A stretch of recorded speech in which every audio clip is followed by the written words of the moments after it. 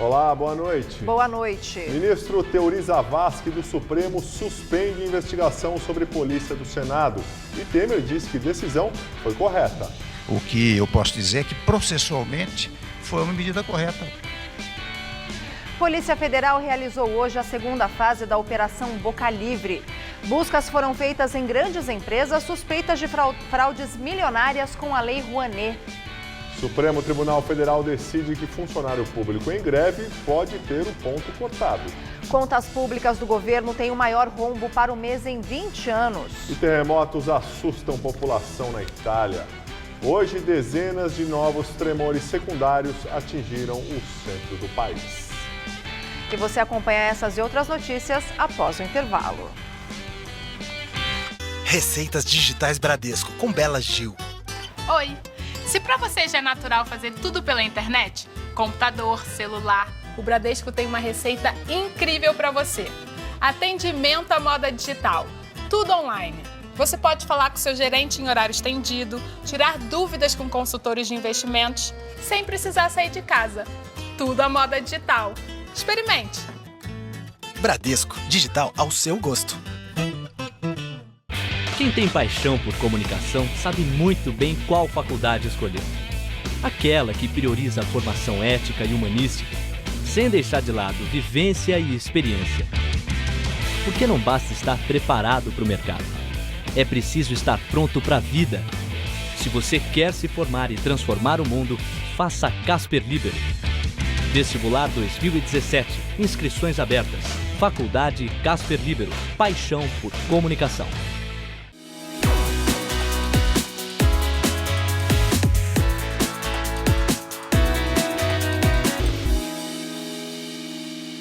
Justiça da democracia.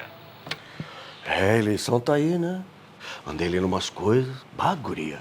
Será que essa urna é mesmo segura? Claro que sim, pai. Nem tá na internet pra ser invadida. Mas se não tá na internet, como então eles mandam os resultados assim tão rápido pra apuração? Por uma rede criptografada mega segura. Ah, guria, cripto o quê? Criptografada, pai. Modernidade.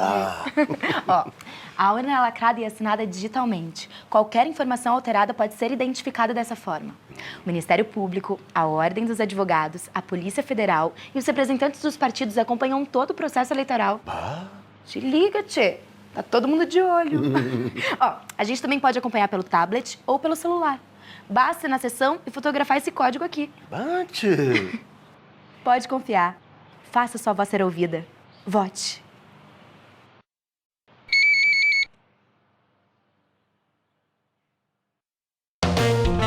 Todos os dias, diversas pessoas enfrentam a violência no nosso país. Eu mesmo fui vítima de assalto ano passado. No Todo Seu de hoje, eu vou conversar com um especialista em segurança urbana, que dará dicas de como se proteger dos ataques nas ruas. Tem ainda Gastronomia Latina, a estreia de um novo quadro de viagens. Aí os conselhos sentimentais da nossa convidada especial, Rita Cadillac.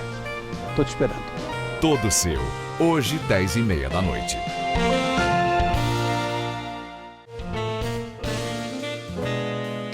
Oferecimento CVC, sempre com você.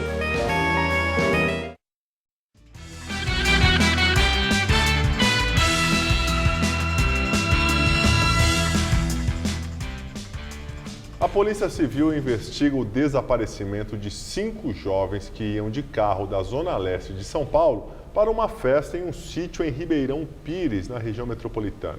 Um deles é menor de idade. Segundo familiares, alguns já cumpriram medidas socioeducativas na Fundação Casa. O grupo está desaparecido desde sexta-feira passada. A notícia foi divulgada hoje pelo site de notícias G1 e confirmada pela Secretaria de Segurança Pública. Os desaparecidos são Jonathan Moreira Ferreira, César Augusto Gomes Silva, Kaique Henrique Machado Silva, Robson Fernando Donato de Paula e Jonas Ferreira Januário. Parentes dos jovens disseram que eles estavam sendo perseguidos por policiais e acusados da morte de um PM e de um guarda civil metropolitano, ambos assassinados no mês passado. Ainda de acordo com os familiares, o último contato feito pelos rapazes foi um áudio de WhatsApp que um deles enviou dizendo que eles foram parados pela polícia. No sábado à tarde, sem nenhuma notícia, os familiares procuraram a Secretaria Municipal de Direitos Humanos para denunciar o desaparecimento. O carro usado por eles foi localizado no domingo no Rodoanel. Segundo a Secretaria de Segurança Pública de São Paulo, o caso foi registrado no Distrito Policial do Parque São Lucas, na zona leste da capital, e é investigado pelo Departamento de Homicídios, que já periciou o veículo e ouviu os familiares. Devido à denúncia do possível envolvimento de policiais militares, a Corregedoria da PM também acompanha o caso. O prefeito eleito de São Paulo, João Dória, do PSDB, anunciou alguns nomes que vão compor o seu governo. Quase todos são ligados ao governador Geraldo Alckmin. O coordenador de campanha, Júlio Semeghini, foi confirmado na Secretaria de Governo. O secretário de Negócios Jurídicos será Anderson Pomini, que foi responsável jurídico na campanha de João Dória. A Secretaria da Pessoa com Deficiência fica com Cid Torquato, atual secretário adjunto da mesma pasta no governo estadual. O vice-prefeito Bruno Covas vai acumular a Secretaria das Prefeituras Regionais, que substitui a Secretaria de Coordenação das Subprefeituras. O secretário da Saúde também vem do governo Alckmin. Wilson Polara é secretário adjunto no estado. O desafio do novo secretariado será colocar em prática as promessas de campanha com o orçamento do ano que vem. O prefeito pediu que nós fôssemos realmente buscar recursos. Então nós vamos encontrar recursos que hoje estão sendo colocados em estruturas pouco eficientes e desviar esses recursos para que acabe a fila. O prefeito eleito ainda vai fazer mais 2 anúncios no mês que vem com novos nomes de secretários que vão compor o seu governo. Serão ao todo 22 pastas. 20 já existem e 2 serão criadas.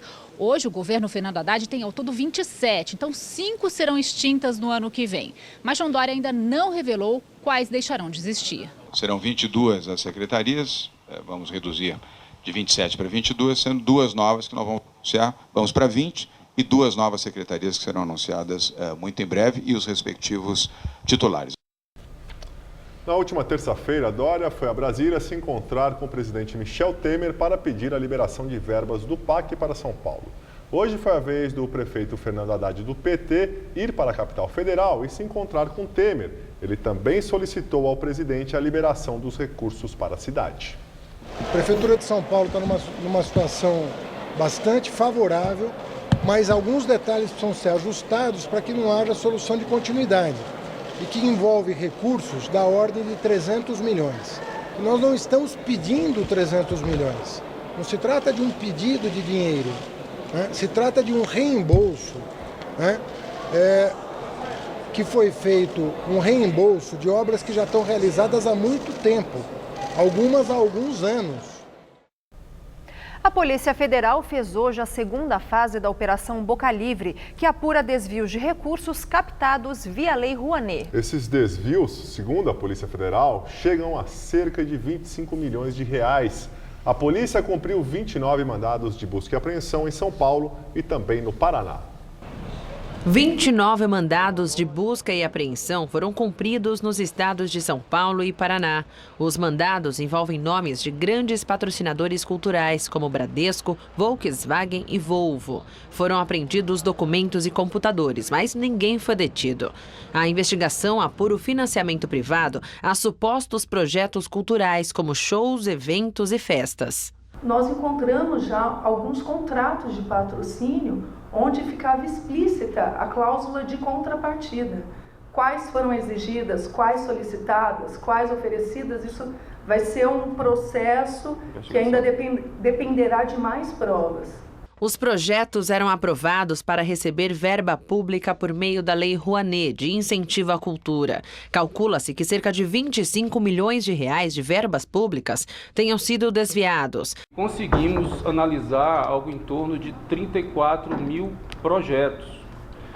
Desses 34 mil projetos, a gente apontou problemas em 87%, quase 90%. Na fase anterior, havia uma dúvida quanto à participação dos artistas. Já nesta segunda fase da operação, a investigação descartou até agora qualquer envolvimento ou sequer conhecimento do esquema de fraudes por parte dos artistas contratados. Participaram de eventos investigados nomes como Zizi Posse, Ana Carolina e Roberto Carlos, que foi contratado pelo Bradesco. Nem o empresário do artista e nem os representantes dos maestros tinham conhecimento de qual era o valor daquele projeto, ou se tratava de um projeto cultural, da onde que saía esse valor, não. Até o momento, todas as fraudes estão ligadas à produtora Abellini Cultural. Em junho, os donos da empresa, Antônio Carlos Bellini Amorim e a mulher dele, Tânia Regina Guertas, foram descritos pelos investigadores como líderes da organização criminosa. A primeira fase da operação segue sob sigilo. A Lei Rouanet foi sancionada pelo presidente Fernando Collor em 1991 e instituiu o Programa Nacional de Apoio à Cultura. O nome foi em homenagem a Sérgio Paulo Rouanet, então secretário de Cultura. O governo federal permite que empresas e pessoas físicas descontem do imposto de renda os valores diretamente repassados a iniciativas culturais, como produção de livros, preservação de patrimônios históricos, festivais de música, peças de teatro, espetáculos de circo, programas audiovisuais. As empresas podem abater até 4% do imposto devido e as pessoas físicas até 6%. Em nota, o Bradesco afirma que todos os patrocínios de projetos culturais sob a Lei Rouanet foram realizados dentro das normas e regulamentos requeridos. Também em nota, a Volkswagen do Brasil afirmou que identificou em 2014 incorreções em um processo realizado no ano anterior por uma agência prestadora de serviços e que, a partir disso, a empresa procurou o Ministério da Cultura e apresentou informações com o objetivo de regularizar a situação. Também por meio de nota, a Volvo afirmou que apoiou 2 projetos juntamente com o Grupo Bellini Cultural em 2008. Ainda de acordo com a Volvo, toda a documentação solicitada foi entregue prontamente para a Polícia Federal. A empresa afirma que estes e todos os outros projetos apoiados pela Volvo por meio das leis de incentivo à cultura foram selecionados, acompanhados e executados, obedecendo aos rígidos princípios éticos e de governança da montadora. Ministro do Supremo Tribunal Federal, Teori Zavascki, determina a suspensão da Operação Metis, que prendeu policiais legislativos do Senado. Eles foram detidos na semana passada, acusados de tentar atrapalhar as investigações da Operação Lava Jato. Teori afirmou haver indicativo de usurpação de competência do Supremo. Segundo ele, a Operação Metis, autorizada por um juiz de primeira instância, só poderia ter sido determinada pelo Supremo, pois os parlamentares têm foro privilegiado. Teori determinou ainda que o processo saia da Justiça Federal de Brasília e vá para o STF. O ministro atendeu a um pedido da defesa de um policial legislativo que chegou a ser preso na semana passada. A operação foi deflagrada na sexta-feira e fez buscas na Polícia Legislativa dentro do Senado e foram apreendidos equipamentos de varredura anti-escuta. 4 policiais legislativos foram presos, todos já foram soltos. A suspeita é de que eles faziam varreduras em escritórios e residências ligadas aos senadores investigados na Lava Jato para identificar escutas instaladas com autorização judicial. As ações teriam como objetivo beneficiar os senadores Fernando Collor, do PTC, Gleisi Hoffmann, do PT, e os ex-senadores Edson Lobão Filho e José Sarney, ambos do PMDB. A Operação Metis causou uma crise entre os poderes. Houve troca de farpas entre o presidente do Senado, Renan Calheiros, e a presidente do STF, ministra Carmen Lúcia. Renan chamou de juizeco o juiz Valisney de Souza Oliveira, que determinou a operação. Carmen Lúcia reagiu e pediu respeito ao judiciário. O presidente Michel Temer chegou a articular uma reunião entre eles para resolver a crise, mas não teve sucesso. A presidente do Supremo recusou o convite alegando agenda cheia. E agora à noite, o ministro Teori Zavascki determinou que o equipamento para identificar grampos apreendido na Operação Metis seja recolhido ao STF. A decisão de Teori foi em resposta a uma consulta do ministro Ricardo Lewandowski, que é relator de uma ação apresentada pelo Senado que visa impedir que juízes de primeira instância determinem diligências na casa. Na ação, o Senado apontava risco de divulgação do conteúdo. E em nota, Renan Calheiros cumprimentou o ministro Teori Zavascki pela decisão e disse que ela é uma demonstração de que não se pode perder a fé na justiça e na democracia e que o funcionamento harmônico das instituições é a única garantia do Estado democrático de direito.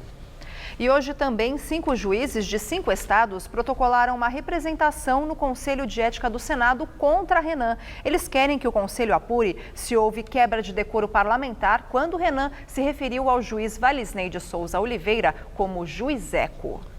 O presidente Michel Temer também comentou a decisão do ministro Teori Zavascki sobre a Operação Metis e a classificou como correta.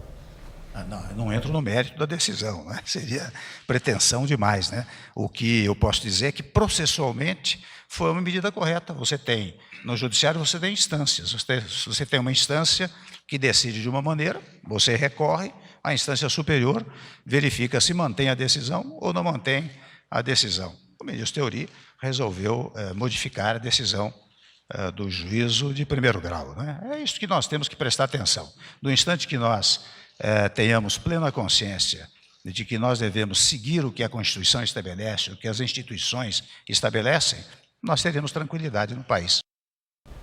Polícia Federal realiza a 11ª fase da Operação Acrônimo. O alvo foi o empresário Benedito Rodrigues de Oliveira, o Bené. O empresário fechou acordo de delação com a Justiça e hoje foi levado à força para prestar esclarecimentos à Polícia Federal. Ele teria omitido fatos em sua colaboração premiada. Bené estava em prisão domiciliar. Na delação, ele falou sobre a participação do governador de Minas Gerais, Fernando Pimentel, do PT, num esquema de desvio de dinheiro público e financiamento ilegal de campanha. Segundo a Polícia Federal, as omissões de Bené foram encontradas após o cruzamento de informações colhidas nas delações de Daniele Fonteles, da agência Pepper Comunicação Interativa, e de Vanessa Daniela Pimenta Ribeiro, ex-funcionário de Bené. Marcier Trombieri, ex-assessor dos Ministérios das Cidades e da Saúde, também foi alvo de condução coercitiva e busca e apreensão. Bené e Trombieri estavam no avião apreendido pela Polícia Federal em outubro de 2014 e que deu origem à Operação Acrônimo. Na segunda-feira, a Assembleia Legislativa de Minas Gerais recebeu o ofício do Superior Tribunal de Justiça pedindo aos deputados mineiros a autorização para abrir processo contra o governador Fernando Pimentel. A defesa do petista afirma que a denúncia não tem conteúdo e não se baseia em provas concretas. O Alto Comissariado de Direitos Humanos da Organização das Nações Unidas informou que a entidade ainda não aceitou o processo de Lula contra o juiz Sérgio Moro e procuradores da Lava Jato. Ontem, a defesa do ex-presidente informou que o Alto Comissariado de Direitos Humanos da ONU tinha aceitado o pedido de abertura do processo. Hoje, no entanto, a ONU esclareceu que apenas registrou o pedido do petista, sem definir ainda se ele será admitido. Na prática, foi apenas uma formalidade, sendo o primeiro passo do processo. Agora, a ONU diz que o governo brasileiro terá 2 meses para fazer suas observações sobre o caso. Lula acusa Moro e os procuradores da Força-Tarefa da Lava Jato de cometerem violações de direitos políticos e civis. A defesa diz que o ex-presidente e familiares são alvo de perseguição da Lava Jato. O caso no Alto Comissariado de Direitos Humanos deve ser analisado apenas no ano que vem ou mesmo em 2018, e o julgamento completo pode levar até 5 anos. O ministro do Superior Tribunal de Justiça, Marcelo Navarro Ribeiro Dantas, negou reclamação de Lula contra Moro no caso do triplex. Na ação, a defesa do petista alegou que houve irregularidades na decisão do juiz ao devolver parte do processo para a Justiça Paulista, onde as investigações começaram. Moro mandou aqui para São Paulo apenas a parte que investiga os demais crimes narrados na denúncia relacionados às supostas fraudes contra os cooperados da Bancop. Para Moro, os crimes não guardariam conexão com os ilícitos praticados na Petrobras. Ao julgar o caso, o ministro do STJ entendeu que não houve ilegalidades na decisão. E agora vamos ao comentário de política com José Neumann e Pinto. Quarta-feira, Cristiano Zanin Martins, sob as bênçãos do sogrão Roberto Teixeira, os advogados do Lula, comunicam à imprensa pátria que a ação que eles moveram para defender Lula de Moro na ONU foi admitida. No dia seguinte, a ONU foi obrigada a soltar uma nota oficial, dita pela porta-voz, uma moça, que não houve nada disso, não houve admissibilidade, nada.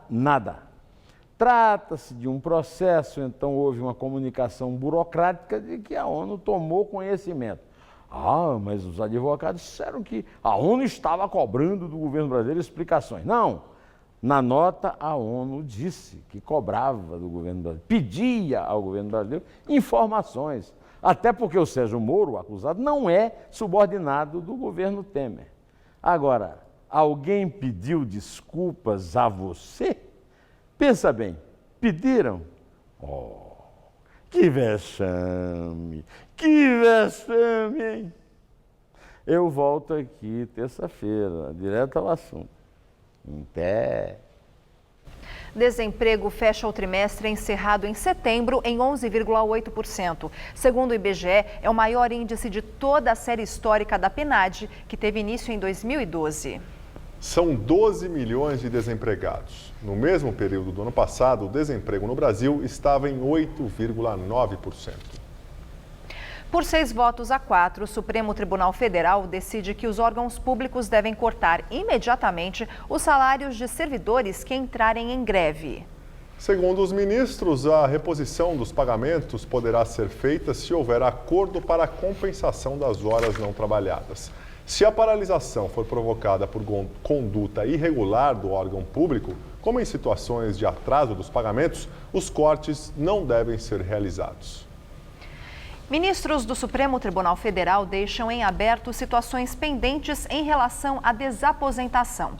A presidente da Corte, Carmen Lúcia, disse hoje que casos como o de aposentados que já obtiveram pensões maiores na Justiça, com base em novas contribuições, deverão ser resolvidos em recursos ao tribunal. Ontem, o STF rejeitou a desaposentação, que é o aumento do benefício ao aposentado que trabalha e recolhe para a Previdência.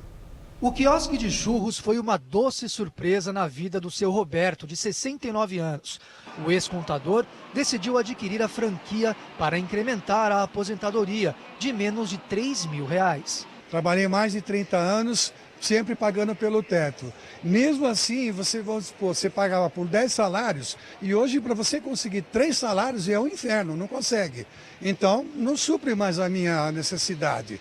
Tinha que recorrer para alguma coisa. E me surgiu esta oportunidade, o que eu achei que, graças a Deus, está me suprindo muito bem. Ele é um exemplo de aposentado que poderia solicitar a revisão no valor do benefício. O novo cálculo levaria em conta a contribuição atual dele. Mas ontem, por 7 votos a 4, o Supremo Tribunal Federal barrou a proposta da chamada desaposentação, pela qual os aposentados que voltavam à ativa poderiam obter uma aposentadoria mais vantajosa do que a primeira.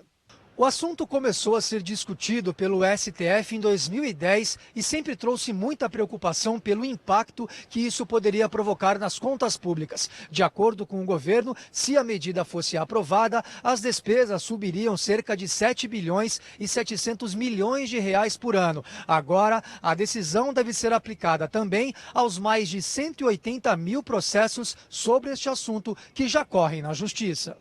Algumas pessoas já obtiveram a atualização do cálculo por meio de ações individuais na Justiça. O Supremo ainda não se posicionou oficialmente sobre esta questão. A advogada-geral da União, Grace Mendonça, disse que o INSS está estudando a possibilidade de cobrar de volta o dinheiro que já havia sido pago. Esta advogada não acredita nesta possibilidade. No meu entendimento, não tem que devolver. Primeiro porque é da natureza do benefício, que é alimentar.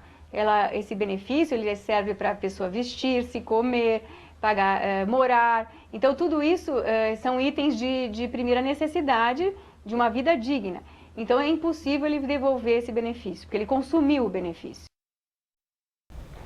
Contas do governo federal apresentaram um déficit primário de mais de 25 bilhões de reais em setembro, o pior resultado para o mês em 20 anos. Os números divulgados hoje pela Secretaria do Tesouro Nacional reúnem as contas do Tesouro Nacional, Previdência Social e também do Banco Central. O rombo do mês passado agravou o déficit do ano. Entre janeiro e setembro, o resultado primário foi de déficit de 96 bilhões e 600 milhões de reais. Também o pior resultado da série histórica, que tem início em 1997. E agora vamos ao comentário de economia com Denise Campos de Toledo. A arrecadação caiu mais que se previa porque a economia vem com um desempenho pior que o esperado. A atividade econômica fraca, com desemprego em alta, afeta a geração de impostos. E com menos arrecadação, as contas públicas só pioram. Mas as despesas também continuam avançando, especialmente as da Previdência. O rombo no sistema cresceu mais de 100% nos primeiros 9 meses deste ano, em relação ao mesmo período do ano passado. Isso reafirma a importância de uma reforma da Previdência, reforma que fica ainda mais urgente com a aprovação da PEC dos gastos. O governo não vai poder aumentar as despesas além da inflação do ano anterior. Se os gastos com a Previdência continuam no ritmo muito acima da inflação, outras despesas vão sofrer cortes maiores. Não vai dar mais para ficar esticando a corda. Agora, em relação à meta fiscal, é possível até que o governo consiga atingir os 172 bilhões de reais, que é o déficit previsto para este ano, com a receita extra proveniente agora das multas, com repatriação de recursos. A repatriação já garantiu os 40 bilhões de reais, quantia que pode aumentar até o dia 31, quando termina o prazo. Mas isso também não significa nenhum grande avanço na reestruturação das finanças. É uma receita temporária. Para o ano que vem, quando o rombo das contas deve cair para 139 bilhões, o corte de gastos terá de ser bem maior. Ainda que a PEC seja aprovada, como a inflação de 2017 vai ser menor que a deste ano, as despesas ainda não vão ter uma contenção muito forte. É claro que se espera um acréscimo de receita com a retomada de crescimento da economia. Mas, por enquanto, o que temos ainda é uma evolução muito ruim das contas públicas. E exatamente por isso, não se pode descartar algum aumento de tributo ou corte de desonerações como forma de o governo reforçar o caixa. Eu volto na segunda. Até lá. Na Itália, dezenas de tremores secundários foram sentidos durante a madrugada no centro do país, depois de 2 fortes terremotos. As imagens aéreas mostram os danos no centro da Itália. A região é a mesma do terremoto de agosto, que matou 300 pessoas. Os 2 fortes terremotos de ontem, com 2 horas de intervalo, foram seguidos de mais de 100 réplicas num espaço de 12 horas. Milhares de pessoas passaram a noite fora de casa. Na cidade de Visso, as equipes de emergência montaram barracas para abrigar moradores na noite fria e chuvosa.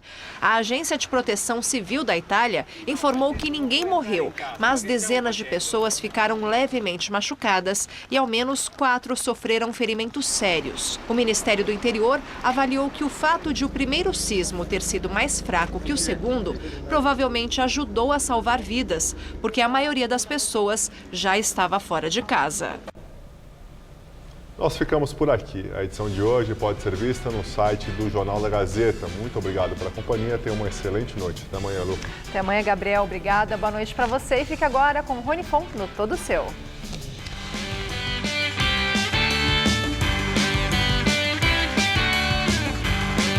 Dicas de saúde, beleza e qualidade de vida você encontra no Você Bonita, nesta sexta, meio-dia. Assista agora Todo Seu.